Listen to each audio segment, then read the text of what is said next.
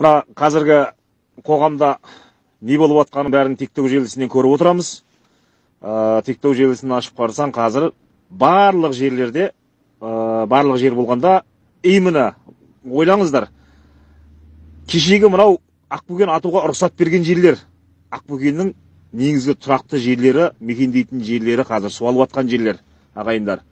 Батыс Қазақстан облысы, Қостанай облысы, мына арқалық Астана төңірегінде, бұл жерлердің барлығында мясокомбинат салынған. Анау Сабынды жақта, мына арқалықта, Батыс Қазақстан жақта барлығында болды. Сол маңайдың барлығының киігінің бәрін қырды, жойды.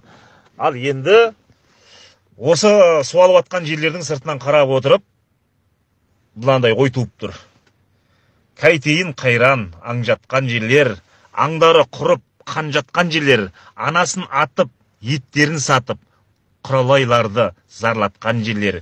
Киесі ұрса Ақбөкендердің, тасқын су солай жан-жақтан келер. Береке кетті-ау құтты жерлердің, ата-бабалар мал баққан жерлер. Жазықсыз аңды қырып тастауға, жаңа Қазақстанда заң тапқан ерлер. Құмына сіңген аңдардың қанын, қыс келіп қалың қар жапқан жерлер. Назарбаев қорғап табиғатымды Ақтозапромға барлатқан жерлер. Жаңа Қазақстан құрылған соң, шенділер ойран салып жатқан жерлер. Жазықсыз аңның киесі ұрып, шылқымай суға малып жатқан жерлер деп. Қалай енді айтпайсың, көзге көрініп тұрған нәрсені қалай айтпайсың, ағайындар?